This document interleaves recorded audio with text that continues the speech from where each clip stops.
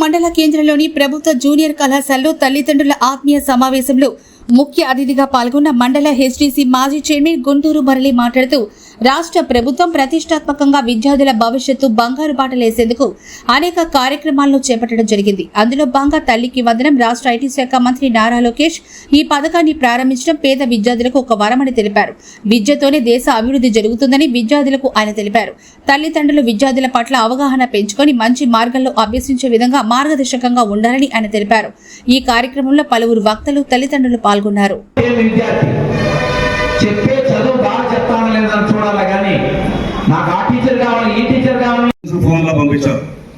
మాకు cell phone అవసరం ఏదేదో మాటలు చెప్పి అవసరం లేకపోయినా సెల్ ఫోన్ కొనుక్కుంటున్నారు. వాళ్ళు అడగకపోయినా మీరు పేరెంట్స్ సెల్ ఫోన్ తీసేస్తున్నారు. సో అక్కడికి నాశనాన్ని విద్యార్థులు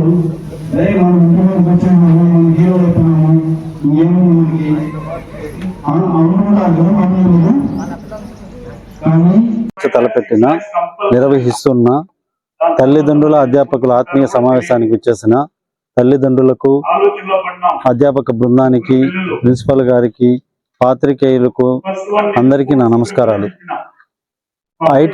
ఐటీ విద్యాశాఖ మంత్రి నారా లోకేష్ గారు ప్రవేశపెట్టిన తల్లికి వందనం పథకం ద్వారా ఎంతో మంది పేద విద్యార్థుల భవిష్యత్తు బాగుపడుతుంది. ఎందుకనగా వాళ్ళ భవిష్యత్తు బాగుపడితే దేశ ఆర్థిక వ్యవస్థ బాగుపడుతుంది. దేశ ఆర్థిక వ్యవస్థ బాగుపడాలంటే ఒక విద్యార్థి భవిష్యత్తు ముఖ్యం. దానికి తగినట్టు ఆర్థిక వనరులను సమకూరుస్తున్నాడు మన విద్యాశాఖ మంత్రి లోకేష్ గారు. అది ఎలా అని ఆలోచిస్తే పేద తల్లిదండ్రులు నిత్యం వాళ్ళ పనుల్లో ఎన్నో ఇబ్బందులను ఎదుర్కొంటూ జీవనం కొనసాగించేదానికి కష్టంగా ఇబ్బంది పడుతూ ఉంటారు.